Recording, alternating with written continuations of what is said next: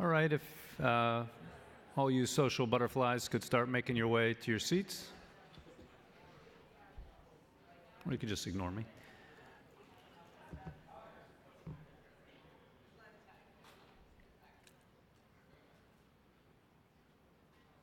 All right, we're about to start panel 2. I think we've got critical mass now. Welcome back, everyone.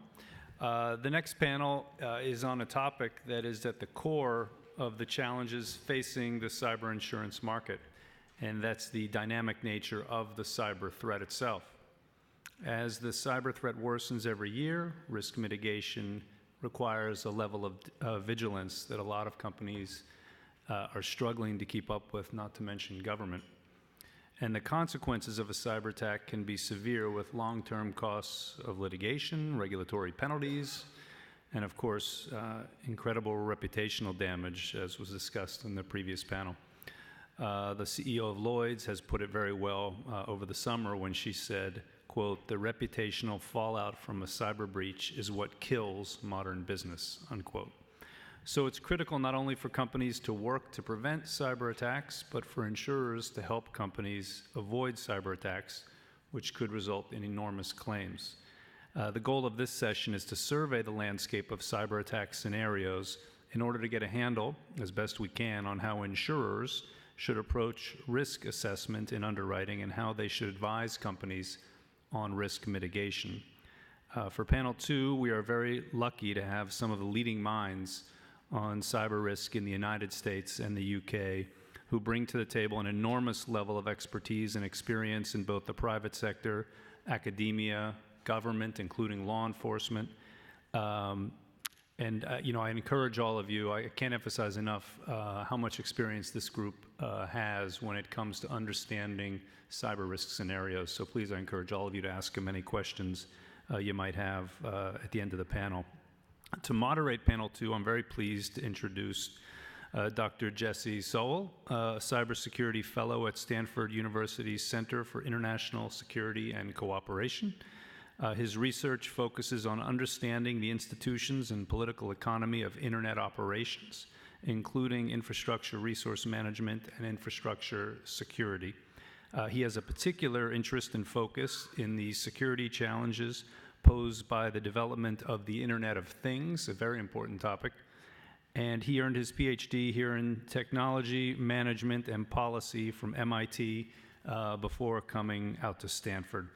Please join me in giving him a warm welcome in our second panel.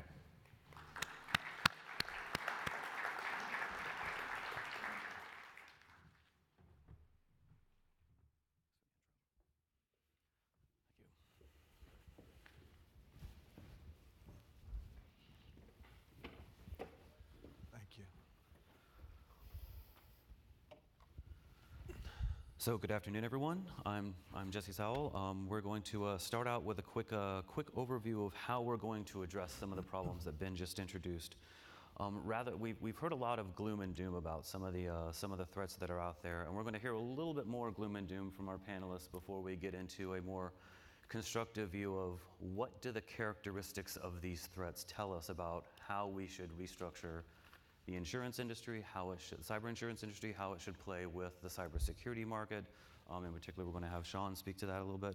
But what we're going to do is we're going to look at the capabilities, look at what the range and character of these threats, what risk management and the organization should look like to respond, and finally the balance of capabilities between the cyber insurance market that's going to underwrite these risks and the cybersecurity market, which has the monitoring and information sharing capabilities necessary to inform the policies. So we heard a lot in the previous panel about this exploration of what these policies should look like. I believe that this confluence between the cyber insurance market and the cybersecurity market can help accelerate that and create the information feedbacks necessary to make our cyber insurance dreams a reality. So I'm going to ask each of our panelists to go ahead and introduce themselves briefly and give an idea of what some of the topics they're interested in discussing.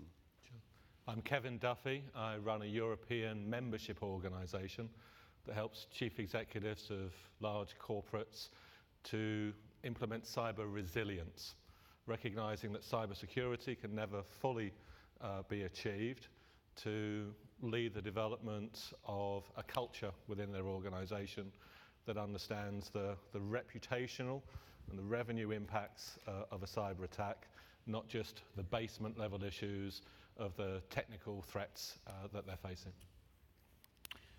My name is Shaun Henry. I am the president of CrowdStrike Services and the chief security officer for CrowdStrike. We're a cybersecurity firm that helps to protect organizations from network breaches. And I've been there about 5.5 years. Previously, I retired from the FBI as executive assistant director, where, among other things, I ran the Bureau's global cyber intrusion program. So I've been in this space for about 15 or 18 years and really seen this from a big variety of places, from both the government side and the private commercial side. My name is Linn. I'm at Stanford University. I'm a co-director of the Stanford Cyber Policy Program. We work in do cyber policy and security. I was also on President Obama's Cybersecurity Commission. And in a long ago life, before it was illegal, I'm a former hacker. And I arrested him previously. And while we're giving full disclosure, technically Herb is my boss at Stanford, but that doesn't mean I have to be nice to him here. So, and believe me, he's not. So I want to open up with the first question, and this is kind of a somewhat vanilla, boring question, but we're going to modify it to make it a little bit better. Is the what are the risks that keep you up at night? But I'm not interested in just the risks that keep you up at night. I'm really interested in, I want you to help me foreshadow the discussion we're going to have for the rest of this hour. What differentiates these threats in terms of how they challenge the status quo? What is new about these emerging threats? What's new about either the magnitude of these threats or the sophistication of these threats? What makes them so dangerous? And what do those threats tell us about the direction that cyber insurance should be going in terms of how we collect information and how we respond to it? Mm-hmm. So, sure. Kevin, I know you're going to start with the organizational perspective, so I'd like you to kick us off. Very good. From the organizational perspective, the difference of cyber threats compared to fire or health issues that most corporates would anticipate is the shock, the speed, and crucially the ambiguity of the crisis that they're facing. In a previous life, I ran a big chunk of an organization called International SOS. I evacuated 4,000 people out of Libya and Egypt during the Arab Spring. Mostly individuals who looked like me, corporate types, that was the business. And the insurers were very good paying for it. That kind of crisis seemed challenging because nobody expected the governments to fall, and people weren't sure as foreigners in the country where to turn to, who to trust. But they were physical incidents. You could see what was happening. You knew where your primary assets, your people were if you needed to evacuate them. With cyber attacks, it's surprising how often the chief executive doesn't know where those assets are, their crown jewels. Have we been breached, or was it actually a third-party supplier that was processing the information for us? Is the information that's been taken actually still secure? Was it encrypted? There's a very famous case a couple of years ago in the UK. A woman who was running one of our leading telcos, was married to one of our leading politicians, and she made a series of what she now refers to as hostage videos, where Dame Dido Harding explained famously that she thought all her data had been breached, 4 million consumers. It was nothing like that, less than 5% of that number. And she stood in front of the cameras saying, I don't know whether the data that's been taken was encrypted. So in terms of dealing with that ambiguity and the speed that come together, the only way that organizations can remediate the risk to their reputation is by rehearsing the commercial consequences of an attack. Every attack will be different. They won't know who the criminal is. They won't know immediately probably what the vector of attack was. But I think that insurance organizations can do a great job as some of the earlier panel were highlighting, by checking that companies not just have a plan to respond, but have actually rehearsed it. And perhaps later on I can elaborate on that. Please, yeah, I've got notes for you to do that. Shaun? So when I think about this space and some of the challenges you ask about emerging threats, I think about risk and consequences, particularly in the insurance industry. What are the ultimate consequences and where are the changes? I've heard a lot of people talking about Experian and the theft of 143 million records, and that's interesting, and that's certainly of concern. There's some financial risk there, but if I'm really thinking about what keeps me up at night and where are we headed as a society, what is the risk that we face, I look at other attacks that have not gotten a lot of attention in the media, yet have been devastating across multiple industries, and people aren't talking about it. There was an attack back at the end of June called NotPetya. And the NotPetya attack didn't target personally identifiable information, didn't target health information, didn't target any type of financial records. What NotPetya did was travel across computer networks at an extraordinary speed and devastated and destroyed the ability for computers to be turned on. It was a destructive attack. And some companies lost tens of thousands of computers in less than 20 minutes because of the way the malware was able to propagate. Hundreds of companies across dozens of countries lost the ability to operate. So when I think about risk, there's financial risk. That's certainly incorporated into this type of destructive attack. There's reputational risk. That's certainly incorporated into this.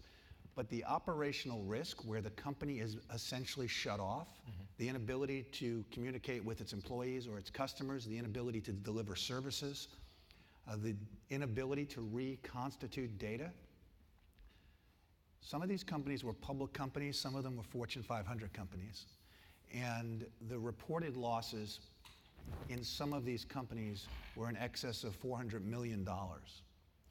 I think about that type of an attack, if it was targeted against the financial services sector as an example, what the impact would be, the consequences on the entire economy globally, long-ranging. If people weren't able to actually identify how much money they had in their accounts, where their retirement accounts were. If you can imagine not only the financial devastation, but the chaos that would cause throughout society. So beyond the insurance piece, just the impact on society as a whole. So when I think about where are we going, I think about the consequences like this, and how does the insurance industry drive behavior so that companies are better prepared, better instituting the appropriate policies to defend against these types of attacks. Thank you. That's a really great, and that's a really great response, and that's also really nice to foreshadow our discussion about how the role of insurance and how that can drive the behavior of the insured. So Herb, please. Okay, so I want to focus on three themes in this, hinted at by in Shaun's comments. Mostly to date, people have worried about data breaches, that is, breaches of confidentiality, breaches of information that some company has that shouldn't be, that has gotten out into the public and it shouldn't be there. It's been compromised somehow. And healthcare is the best example of this that I know. HIPAA focuses attention on privacy. You know, that's one of the P's is in privacy, protecting confidential health data. And we have a whole architecture of regulations, technology, and so on that's built towards protecting health data in the health information technology space. The future is going to include that, but it's also going to include data breaches, threats to data integrity. That is alterations of data. So let me ask you, are you more concerned, or would you be more concerned if your health records were published on the internet, or if your blood type was changed in your record, or if an allergy into a medication were taken out? I don't know about you, but I'm much more concerned about the latter. That's of much more consequence to me. And the orientation of people who use information technology has been previously towards protecting privacy, protecting confidentiality. In the future, I think it's going to be forced into the protection of integrity, making sure the data isn't altered in some clandestine way that's impossible to recover from. And that's a broad theme there. There are, of course, also going to be new second theme is that there are going to be new ways of attacking. You may have heard about various AI-enabled techniques and so on that will improve the skills of the attacker. That's also possible. That will turn what used to be individual, small-scale risks that are easily manageable into large-scale systemic risks. When you can automate an attack on individuals and cover millions of individuals, now that's a systemic attack. And now you have one actor having the power, the AI-enhanced power to attack millions of systems. That now turns into a systemic risk that you didn't have to worry about.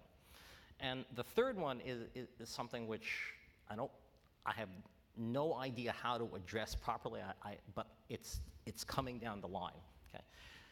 Any cybersecurity professional who actually builds a system will tell you got to build in cybersecurity from the start. You got to start thinking about cybersecurity from the moment you start architecting your system. Okay. It can't be an add-on at the end. Fair enough. I'm a cybersecurity guy. I believe that.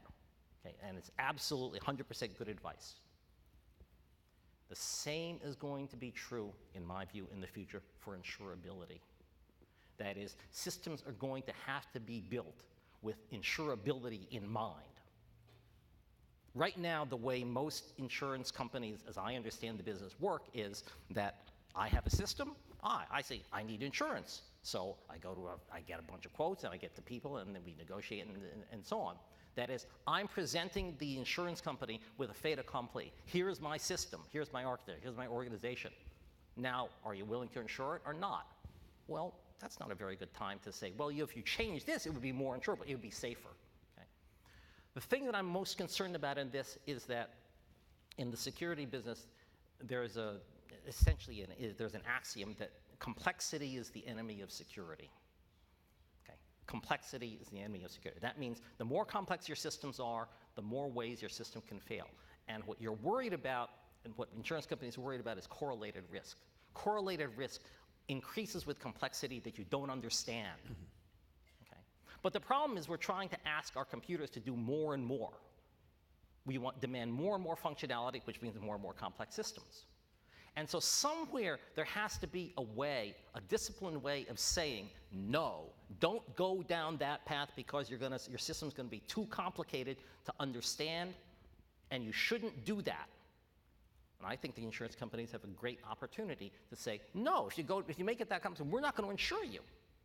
Make it simpler, or charge you exorbitant rates, whatever the right mechanism is.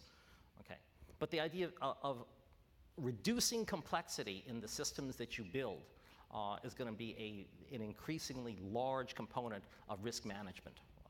And it's maybe an area where insurance companies haven't traditionally played in the past. They focus on things like better cyber hygiene and stuff like that. Ultimately, they're going to have something to say about the way the system is architected. Great. Thank you very much. So within those responses is a number of topics we're going to dive into. One of the first ones I want to springboard off of is some of Shaun's comments about especially about the operational risks and these attacks, these malware like NotPetya that didn't see a lot of public response. They didn't see that they didn't splash all over the media like Mirai did. When Mirai hit, it took out Twitter, and everybody's like, "Oh my gosh, Twitter's gone." But NotPetya didn't have that kind of public impact, at least amongst people who don't follow information security stories. But NotPetya is also an instance of the commodification of malware, the commodification of these tools, techniques, and processes. So every time one of these actors, be it a state actor or be it a hacker group or be it a political actor that's going after a particular objective, every time one of them devises a new malware, devises a new attack vector, that is immediately observed by the rest of the hacker community and immediately commodified. So I'd like the panel to discuss that as a potential threat vector, the commodification of these tools and what their impacts are for the scope, scale, and magnitude of these attacks. So since we're springboarding off of Shaun's comments, I'd like him to start, and then we'll let Herb and Kevin decide who wants to go next. Somebody. Oh, Shaun. I'll talk about that a little bit. So commodification, where we see what I've seen for many years, looking at the actors and what their capabilities are, the sophisticated techniques that they're using, the specific tactics that they're using, and state actors typically being the best, the most prolific, the most surreptitious in their tactics, but those tactics getting into the wild and then being picked up by those who will then use it in a commodity type way, where what previously had been a very specific, closely held capability that is now broadly disseminated and being picked up in these public forums and being utilized. These tactics are changing regularly as they move into full availability, and they're being deployed and exploited. Particular vulnerabilities that are highlighted and being exploited by lower level actors where things have become point and click. You don't have to have a cyber background. You don't have to be a software writer or an engineer. You can actually go to a website, download, put an IP address in or a URL and point and click essentially and target. And then the ability for these automated attacks, as was just discussed. I think that when I think about the targeted attacks by the sophisticated state actors, the companies that I've worked with have become aware and had started to put into place appropriate defenses to try and detect these types of attacks. But broader organizations have not. And as they become more commoditized, I think the risk goes up. From my perspective, the insurance industry has a very unique role right now in driving behavior that allows organizations to better protect against not just a targeted attack, but the commodity type attacks. And I've done some work with insurers in driving that behavior. But I think that as this becomes much more prolific and much more pronounced, we need to see very specific changes in that type of behavior. Just one add-on onto that, and it's not even the automated point and click, and you put an IP address in it. It's not even that. I mean, what Shaun says is absolutely correct. But now, with the availability of private organizations, not exactly sanctioned by most governments, that will provide cyber attack and hacking for a service. You know, you've heard about software as a service and computing as a service. Now there's hacking as a service, right? And you know, you don't like somebody, well, give me X dollar, you know, for you know, I'll charge you $1 per computer per hour or something like that to, you know, to conduct a DDoS attack against somebody. Here, you know, here's $1 million, go, and then you know, conduct a DDoS attack against somebody for a certain length of time and with a certain amount of bandwidth and so on. And at the end of it, it stops. Okay, you no longer even have to know anything about cyber to conduct cyber attacks. All you need is a stolen credit card. And so that's the future of this world. and that future is one that, well, to give a UK example again, law enforcement recognizes it's failing at. The last two leaders of cybersecurity in the City of London, of Adrian Leppard and Chris Greeny, have both gone into the private sector, and they both very openly, in their sort of farewell speeches, you know, admitted that the UK police is not able to deal with the consequences of these attacks. You know, Chris Greeny spoken publicly about how if he was raising his kids in a developing country, frankly, he'd be very tempted to recommend that they become entrepreneurial. They don't need to be very technical. They just point and click and take advantage of some of those commercial opportunities that are out there. What the police in the UK are doing that Cyber Rescue has built for them is an approach to bring solutions similar to CrowdStrike to the mass market. The British like to think that they invented certain forms of civil policing, and there's a real buzz at the moment around an initiative where police officers are knocking on the doors of local small businesses, as they do all the time. You know, there are regular meetings that social problem you had, the pickpockets, the antisocial behaviour. Well, now we're knocking on your door to talk to you about cyber. Because yes, you can report a crime, but once you report a crime, there isn't going to be much we can do about it. You know, it's less than 0.001% of any specific crimes that get reported that actually lead to an individual being successfully prosecuted. We're here to talk to you about the prevention you need to do. Because the criminal economy is growing so fast, because all it takes, as you highlight, Shaun, is one innovator to develop something really powerful, and it spreads organically. Commercial organizations need to be grabbed by the lapels and encouraged to understand that they are going to be breached, and really therefore it's about cyber resilience to overcome the consequences of that attack. So it's a fantastic response, and is a perfect segue to the next question that I have, which I said I was going to pick on her, but it looks like I'm picking on Shaun more. One of the awesome. That's what I like to hear. So a few years ago, you had a Wall Street Journal article where you said that we're not winning. You made a comment that status quo was unsustainable, and that you never get ahead, you never become secure, you never have a reasonable expectation of privacy or security.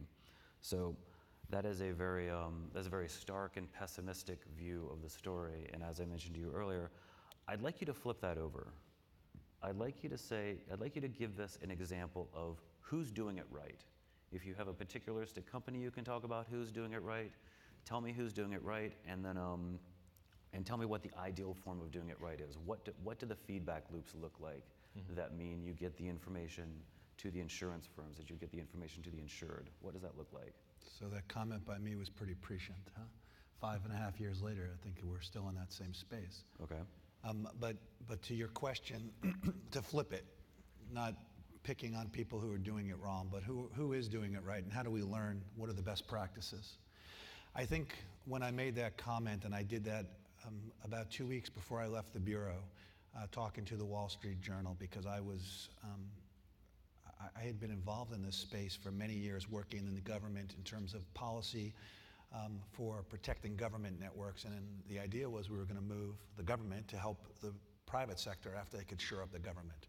That never happened. Going to the private sector, to your point, Kevin, where I can bring some capabilities and a different philosophy to help the private sector. I'll talk not about a particular company, but about a particular sector, because in my opinion, I spoke at a huge healthcare company yesterday to all their employees, Fortune 500 company, and I told them that in my opinion, the healthcare sector was probably among the worst generally, for a number of different reasons. In my experience, the financial services sector is among the best. And I think it's likely because the financial services sector, when there's an attack, there is a very clear correlation between the attack and a loss. When you see an attack in a financial services organization, if somebody stole $25 million, well, the loss starts at $25 million. And it's easy to go to the board and say, we need X, we need an investment in our security because here's the specific loss, and there's a direct correlation. What they're doing, and the difference between what I said 5.5 years ago to where I am today with the financial services sector particularly, is we focused solely on defense in depth. We focused on putting in layers of security and essentially hoping that our defenses were going to stop the adversaries.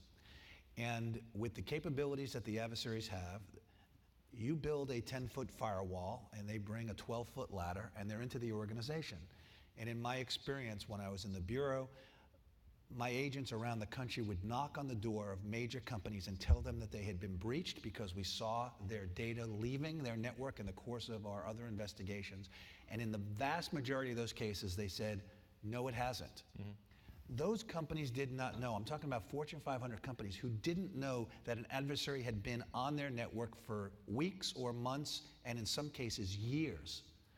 So the philosophy has now changed, and the best companies, particularly financial services sector, but there are others across multiple sectors, they have moved to detection, putting capabilities in place that allow them to detect specific activities that are occurring in the environment that are tripwires that allow them to then quickly react and mitigate the consequences of the attack. I've used a metaphor looking at the physical world versus the virtual world or the cyber world. And in the physical world, terrorism being an example, where the FBI would react to an incident. And after 9/11, it's pretty clear that's not a sustainable model. We can't allow something bad to happen, devastating, and then go back and figure out who did it. That's not good enough. So the FBI put in an intelligence-led program that allowed the Joint Terrorism Task Forces, the intelligence agencies, police forces, et cetera, to look for indicators that somebody was in the country who might be looking to engage in some nefarious act. You're not going to stop every terrorist from getting into the country, just like you're not going to stop every piece of malware from getting onto a computer. But if you can detect those adversaries before they have the ability to put their grand scheme in place and cause this catastrophic attack, then you can mitigate the consequences of the attack. So what's happened now in the financial services sector primarily, I've worked with a lot of big banks, but it's also successful in other pockets. They've moved towards detection and the use of intelligence to turn the tables, look for specific adversary groups, look for their tactics and techniques, look for the indicators that say something bad is going to happen here and we need to quickly respond and mitigate it. That is the difference now. Those that have been unsuccessful and breached to the point of devastation, to those who've been able to manage the risk, respond quickly, and mitigate the consequences of the attack. That is the response I was looking for. So the question that I have for Kevin, I'm going to change the question slightly, is you speak with a lot of CEOs in your role. You speak with a lot of executives who have to be the ones that, as you've said in some of your comments, they have to be the ones driving this initiative. How do you convey the message that Shaun just described? How do you convey that message of investing in these indicator development, in this monitoring and detection infrastructure, to look for things that they may have no evidence has happened before, they may not even understand it? How do you convince them that this is a useful strategy? Yes, great question. We try to give them a visceral experience, not just an intellectual one. You can show as many statistics as you like. That's a market problem. You can talk about as many acronyms as you want. That's the IT team. Where something we do very frequently is a simulation of the commercial consequences of an attack. And most organizations will tell you they have a plan to respond. Yeah, of course you have a plan. Yeah? And until you get punched in the face, we all believe we've got a plan for this particular battle. And at the first panel, there was comments about how this is all part of business continuity. So some of the implications. Certainly, Herb, the comments you're talking about, data integrity. When you start to do a simulation that shows the commercial, the operational consequences of, that medical data may have been changed, how are you going to deal with that? The moment we look for is the jaw drop. We did one actually with a FTSE 100 medical organization 2 weeks ago. I won't give too much details because you might be able to guess who they are. The chief executive interrupted the simulation at 2 points. Firstly, when for the simulation we showed some of the data that hackers can see on their network. This is a simulation. That's not real data, is it? No, that's real data. These are the systems that haven't been patched. In this particular case, among the company's suppliers. There are organizations that are processing data for them. All your data could be accessed by them. Those doors are wide open. Oh, okay, that's real. First jaw drop. The second was, this is a company that actually is pretty good in many respects, was when we said, okay, so in the simulation, your systems are now down. What's the first thing you're going to do? Who are you going to call? And they said the name of their chief information security officer who had just joined. He brought us in. Do you have his phone number on your phone? I'd look it up on the intranet. No, and literally not a single member of the executive team had the guy's number. Yeah? He later told me that because he was a new employee, he hadn't been given access to the business continuity intranet site.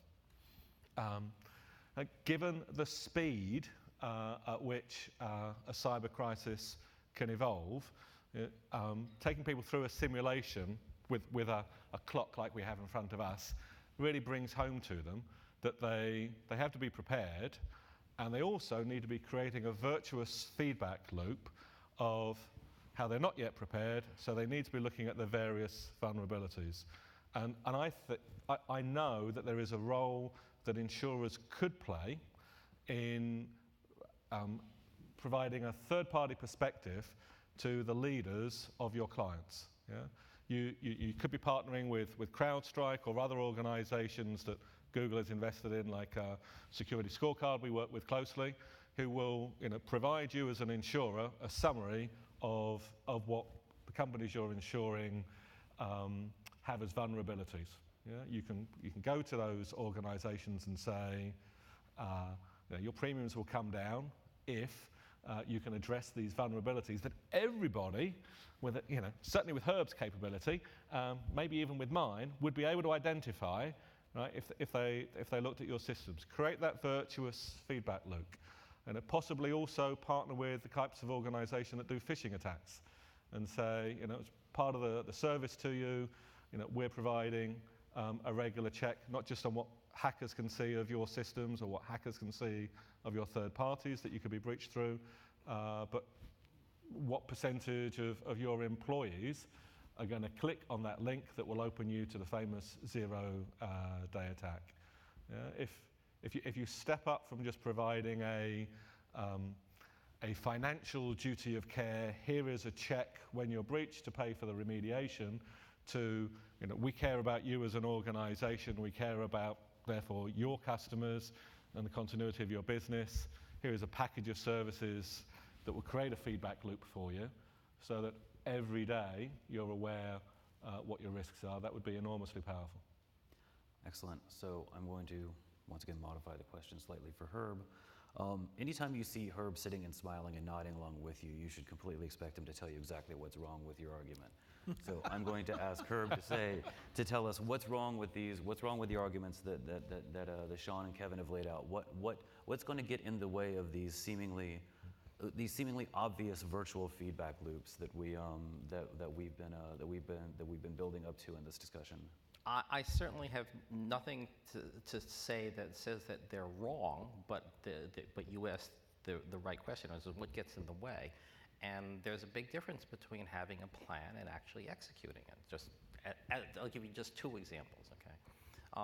When you think about recovery and resilience, okay, everybody knows about the advice to do backups. And so you go to your data department and say, do you do regular backups? They say yes.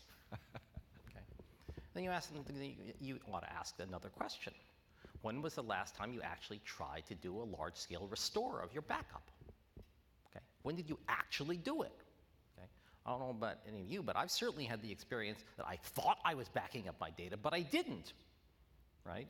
And I've lost the encryption key for my backups or whatever, some damn thing like that, and I can't, in fact, restore the data. I will tell you here, about 3 weeks ago, I fell for a phishing attack. I know I fell for a phishing attack. Why? Because I had signed up for a phishing attack service whose job was to hack me. Okay? I had successfully detected about 10 previous phishing attacks. Okay? And this one came in, and I mean, I can tell you why I fell for it, but that doesn't matter. Point is that I was tested. Boy, was I shocked when I got this notice that said, basically, yeah, you fell for it. Okay? And, it prompted some really serious thought on my part. What were the circumstances that allowed me to fall for it this time? I thought I'm pretty good at this stuff. I thought I was pretty sophisticated. Well, I'll tell you about it offline, what happened. But having the plan and actually implementing it properly, there's a big difference there. That's the major thing that I would say. So that nicely leads us into some of the discussions we've had both on calls and I've had individually with you. That not a hypothesis, we believe this is fairly true, that at least amongst the folks that Herb and I work with is that cybersecurity is an organizational problem. There are technological elements to it, but exactly what Herb was pointing out, there's an element of discipline. And if you don't have organizational discipline, all the technology in the world is not going to save you. You're not going to know what assets to apply that technology to. You're not going to know what to monitor. You're not going to know what's valuable, what's not.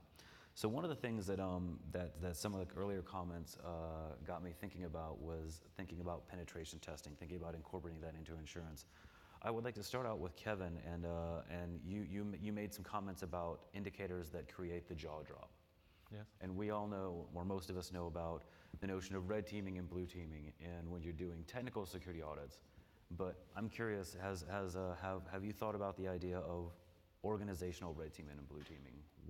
How can you do scenario planning where you have part of your organization play the bad guy, a challenge to make them exercise those processes that Herb has highlighted, and what kind of appetite do you think organizations would have to engage in this kind of exercise? Yep. We've failed with some of our approaches. We have in the past engaged with chief information security officers with our partner security scorecard. It's just phenomenal data. The natural human reaction of probably Herb, the guy you were thinking of, where when you were asking the question, is our data secure? Have you backed it up? Natural human reaction is yes, I want to keep my job, because they're hearing a different question. And if you come in with your first piece of information, hackers can see all this. It's like that's not helpful. I've got a really, really busy job. I'm trying to convince the operational guys to make time to patch these systems, whatever.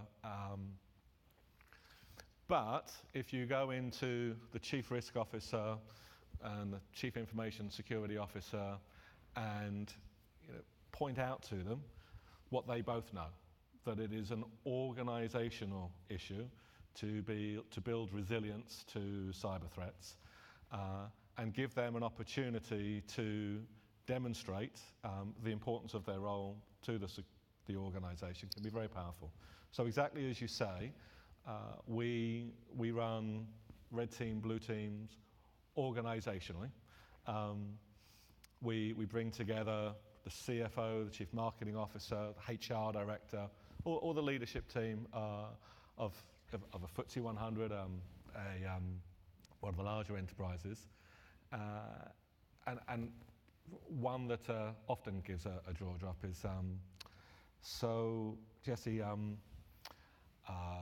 there's stories that your data has been compromised. Do you care about your customers' data? No. Great. That will be the headline for the TV show tonight.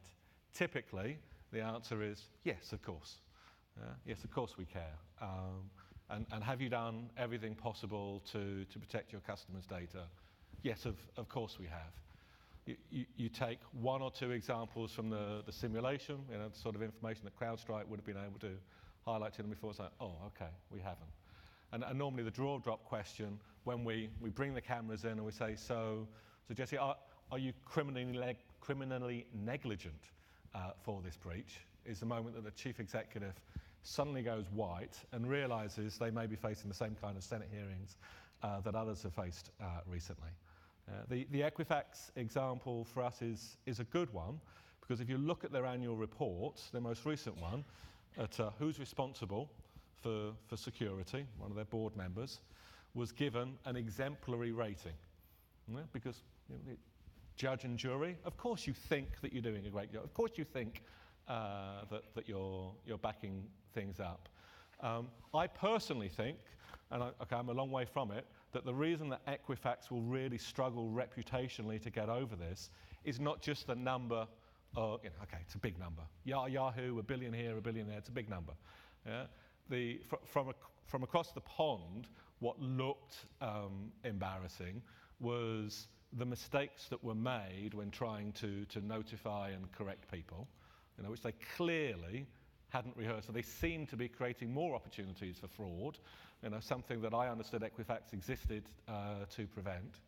And then they seemed to be, again from a distance, blaming some of the problem on one individual. The number of calls I got from European CISOs going, what is this about? They're blaming one person for not doing a patch.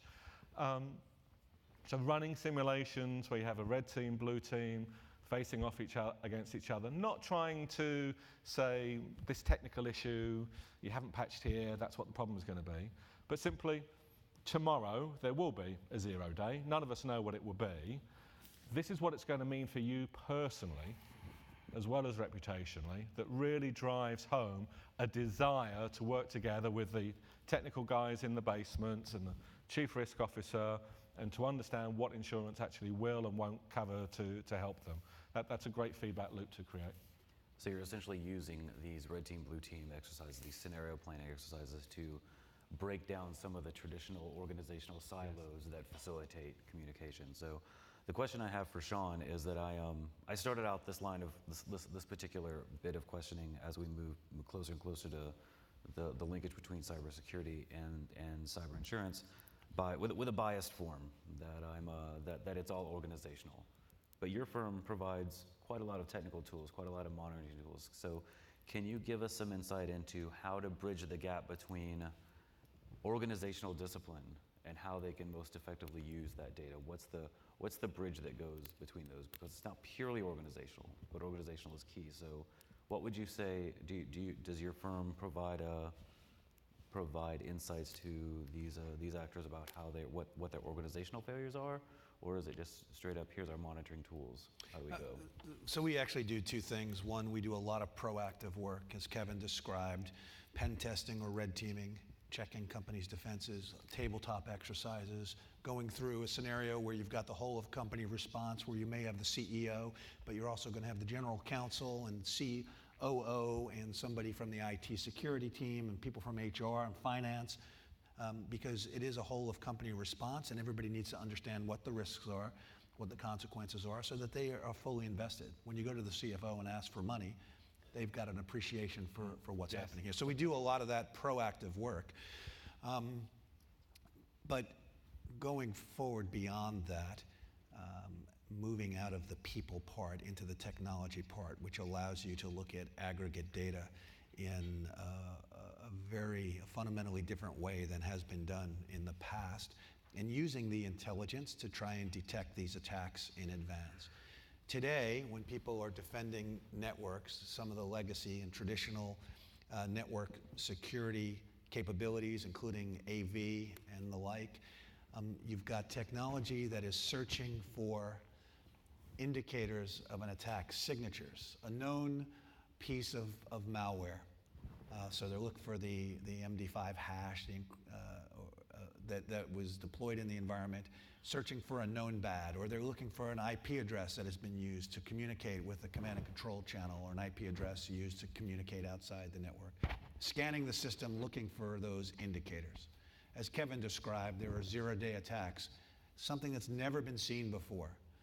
And the commoditization of intelligence community tools, things that traditionally have been used by nation states that are now in the wild and being used by anybody.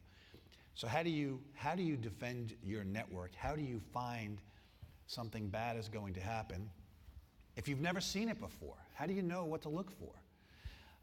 So our technology, what we do is we are deployed throughout the entire environment on every endpoint with a kernel level sensor that is looking at the processes that are running in the environment to look for anomalous activities where we can see reconnaissance occurring or we can see somebody trying to move across the environment laterally.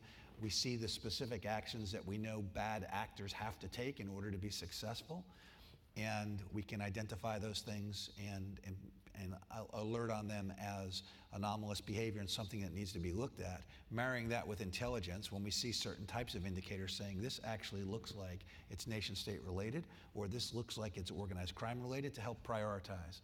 It's not just commodity, which you should be able to block, but it's something that's very significant.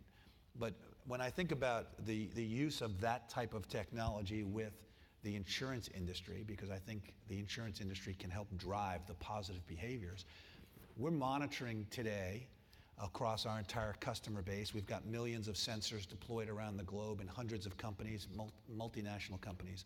We're monitoring 60 billion, with a B, processes every single day in a 24-hour period.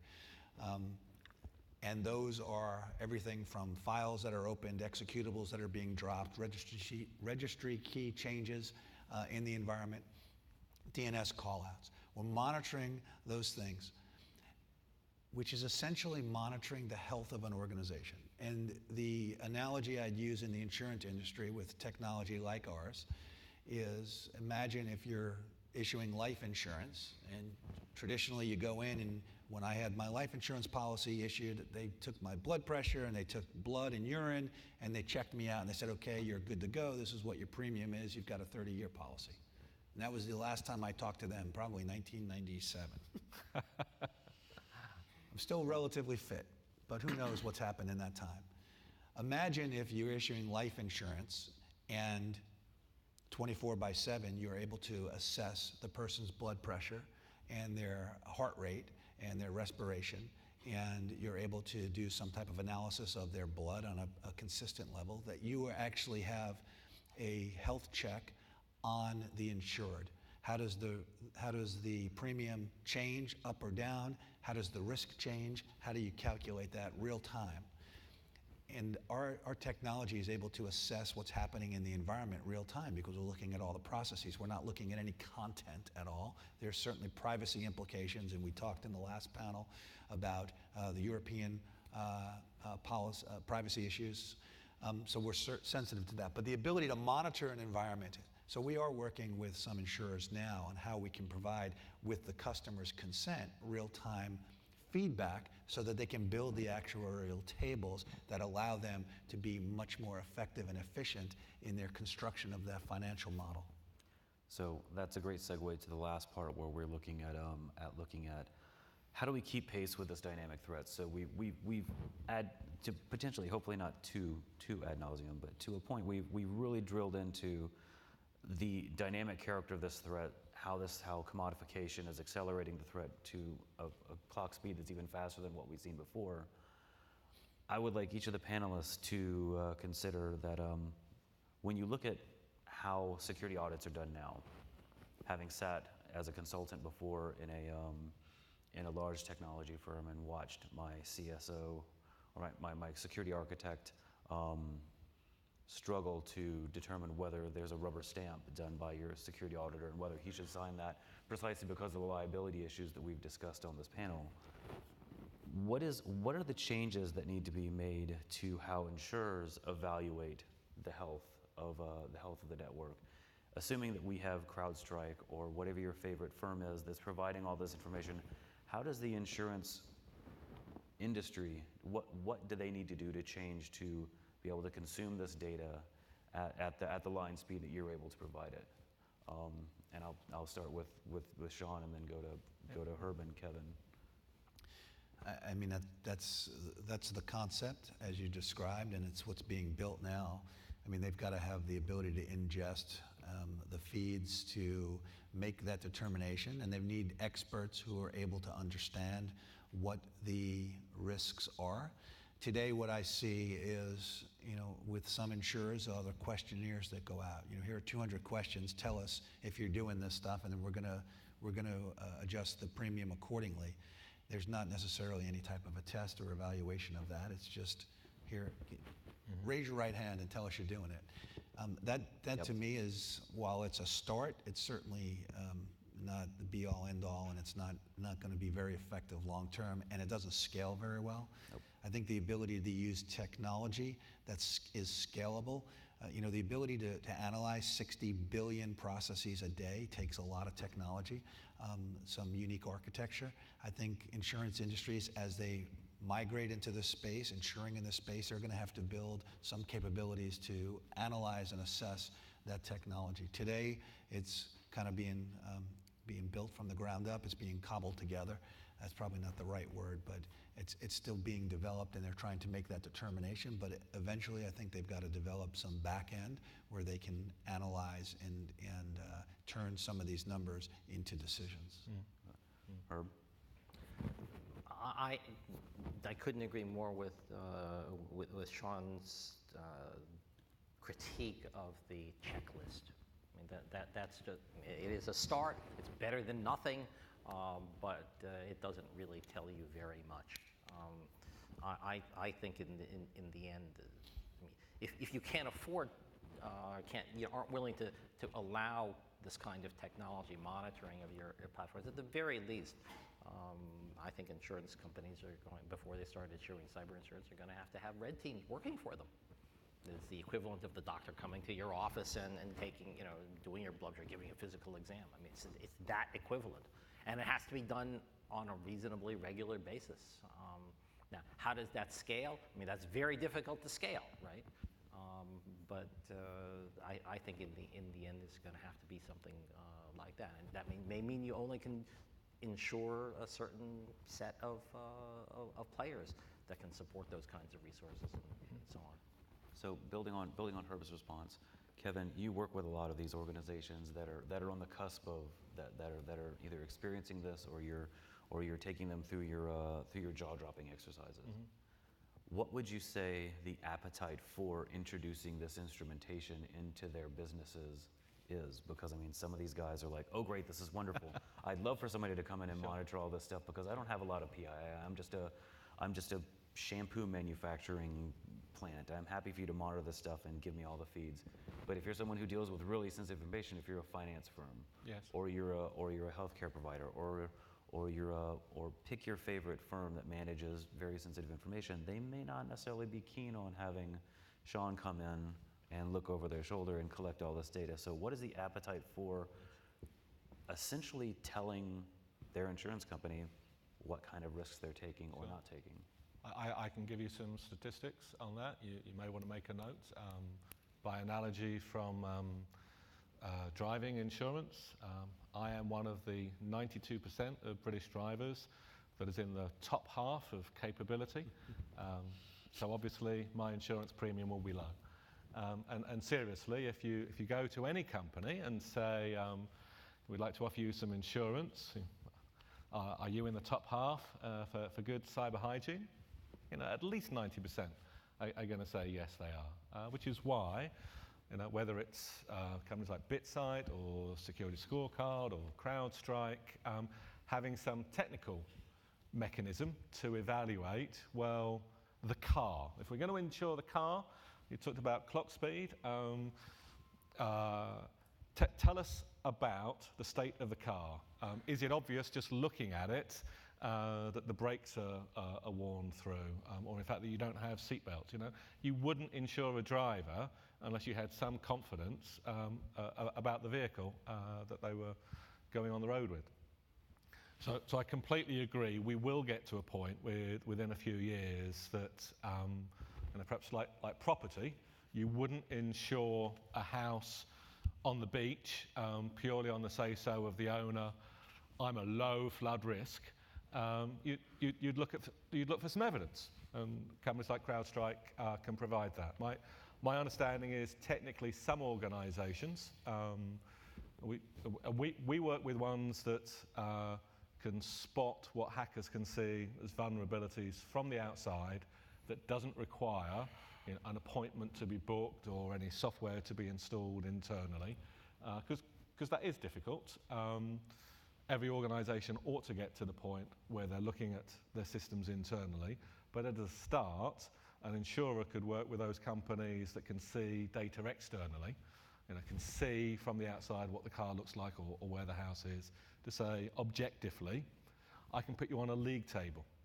And one of the things we're doing with the UK police is to reach out to 100,000 UK businesses and say, in terms of where you rank on the vulnerabilities hackers can see, doesn't tell you how good your systems are internally, but just in terms of your systems are pumping out malware that anybody can see, or when your servers are communicating, they seem to be running unpatched software. You rank as a D or an E, and would you like some help by this police funded organisation to help you recover? That works on the technical side, but if I may, just to continue the car driving analogy a little bit further, I'd go back to the point, Jess, that I think you and Herb were making very strongly. Car accidents, it's not the car as often as the driver that causes the accident. Yeah? And therefore, insurance has to find a way to evolve to the point that it has some measure of how well the organisational culture is appropriate for this increasing clock speed of cyber developments. Yeah? Now, whether that's that they've got ISO 27000 or NIST, or Australia has the Essential 8, the UK government has the 10 cyber essential steps that you can get a little certificate for about $600. You can say, as a small company, yep, we've done the basics, including that we've got governance and process internally. So I know some organisations, Marsh is a good example, are trying to work with governments around the world to have some mechanism of validating whether the driver, the organisational culture is appropriate. Excellent, thank you. So we're approaching the time for questions. I'm going to give each of the panelists 1 minute to kind of wrap up, if they want a 1 minute wrap up. Herb, you want a 1 minute? Nope. Shaun? You ready to end? You ready? No, I have a firm belief. One of the things we talk about, technology and policy and process all the time, but one thing I always talk about, which might sound unusual in a technical environment or cybersecurity environment, is leadership. Is people having the courage to step up and call things out when they see them, and challenging people who don't take it seriously. I think the consequences are so catastrophic, potentially, in some cases existential. I worked with companies that were about this close to being out of business. But I look beyond that to the impact on society. If you think about the electric power grid, just this morning, a report came out that North Korea was targeting the power grid in the US.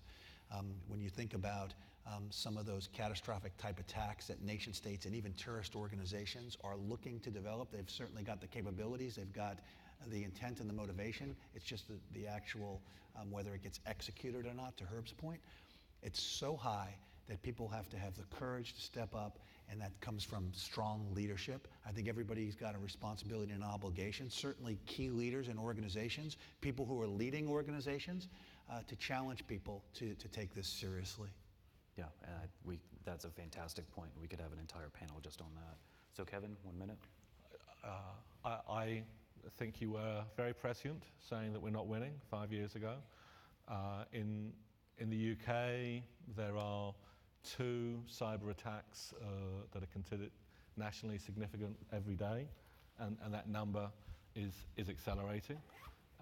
The environment has changed. We have built a world in which viruses, or whatever you want to call them, are spreading much more rapidly than anybody anticipated.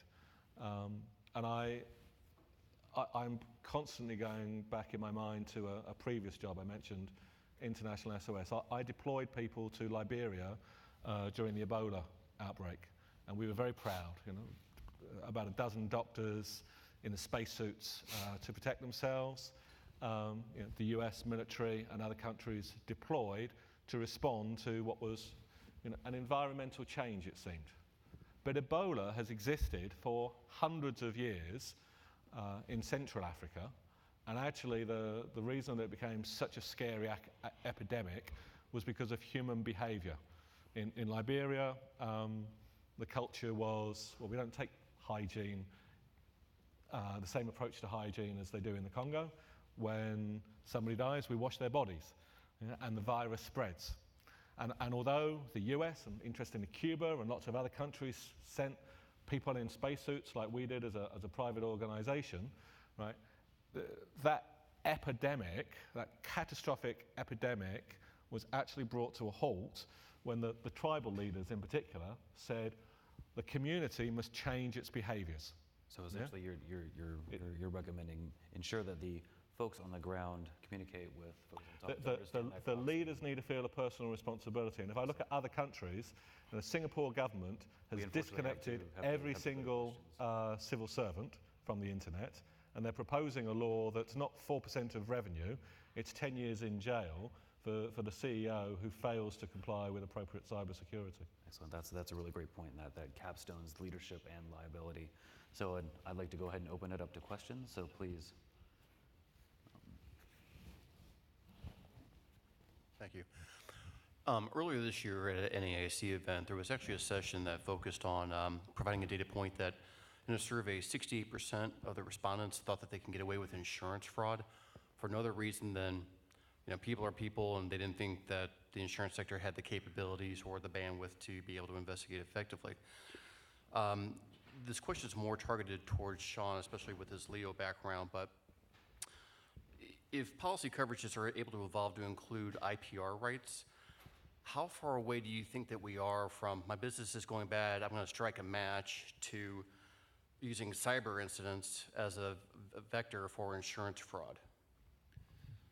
Humans are humans, and you're always going to find a certain sector of the population that's going to exploit existing capabilities, or they're going to look to exploit vulnerabilities for personal gain.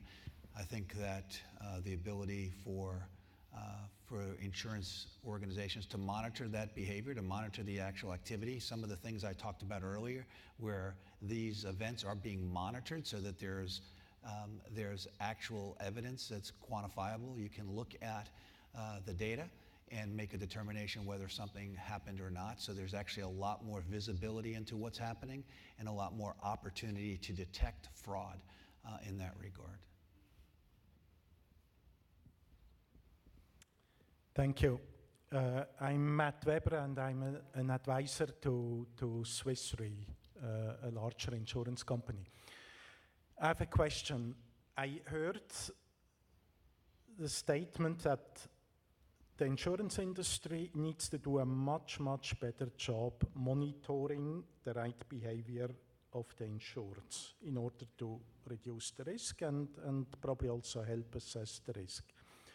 The problem, in my opinion, is a little bit the total amount of premium worldwide for cyber is a little bit north of $3 billion US, which is a very small number compared to other type of risks.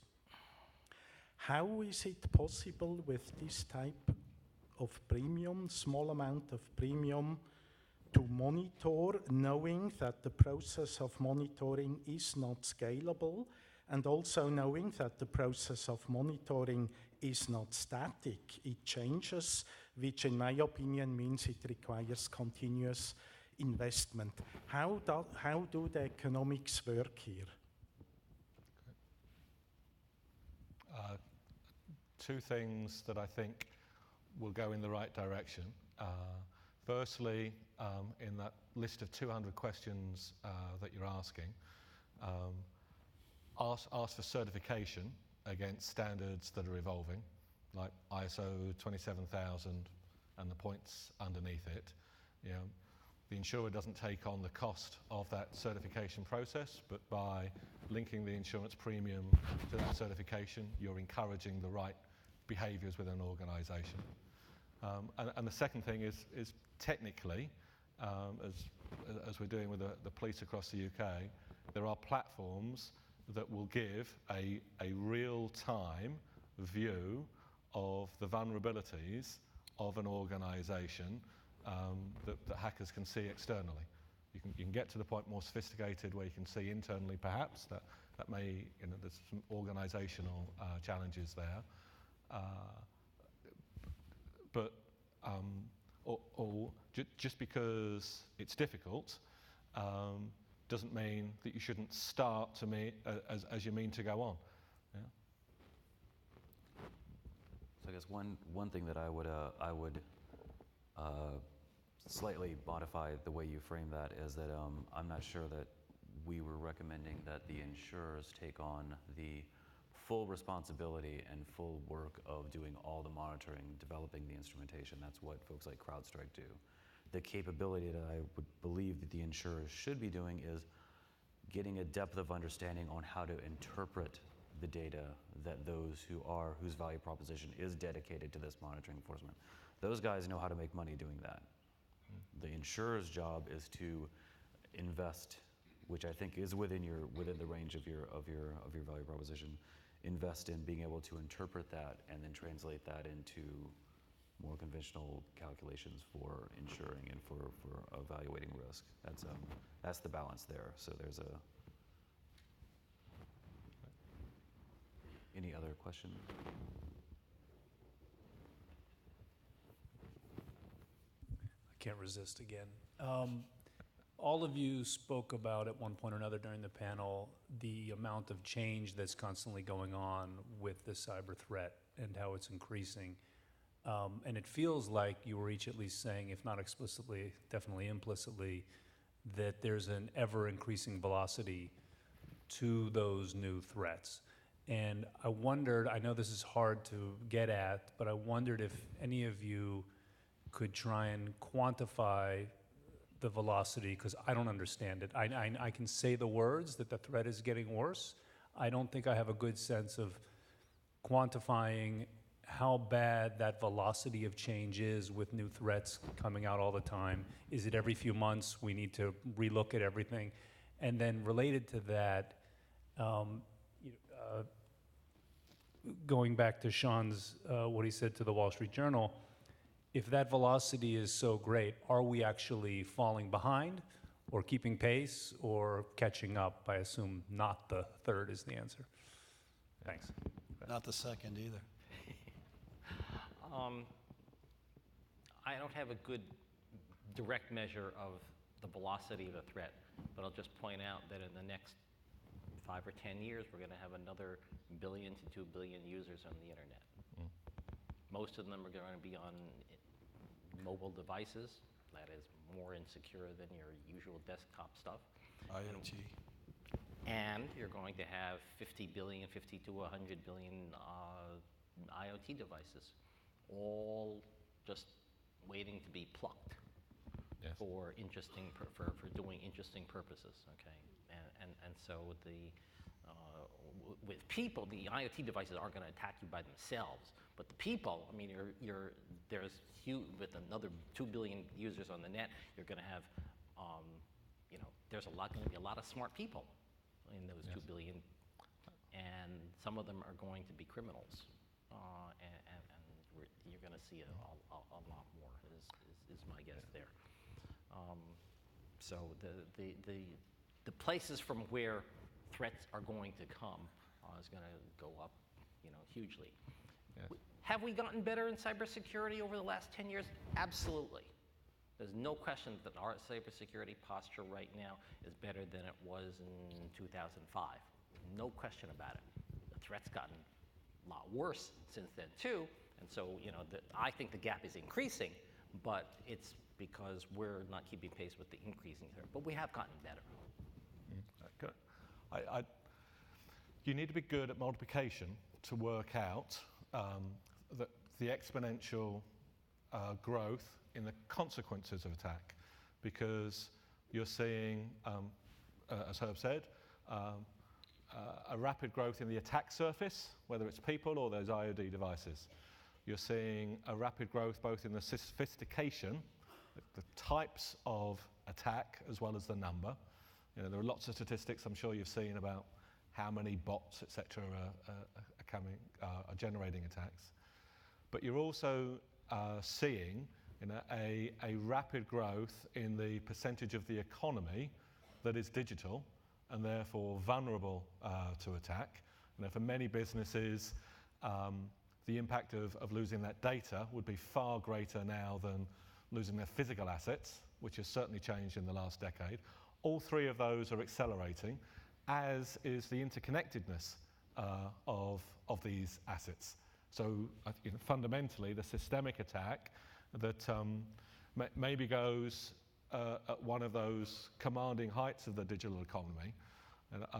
To get technical for a moment, when one of those cloud providers, and Azure and AWS, the companies that most of us, without knowing it, are storing our data in, if one of those cloud providers is breached, millions of businesses are going to potentially find that they're all simultaneously breached.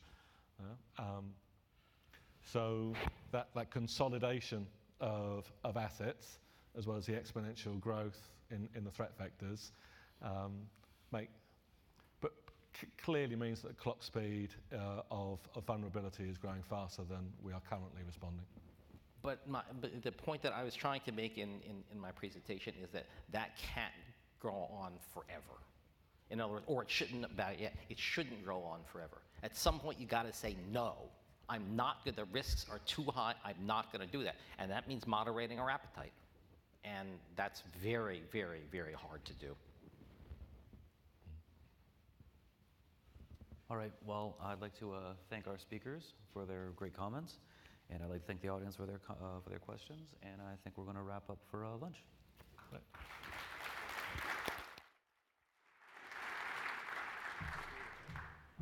Thank you all very much. And lunch will be at 12:15 down the hall. You'll see the signs telling you where to go. There'll be the keynote around 12:45 during lunch, and then 2 p.m. will be our third panel, which should be quite interesting. Thanks.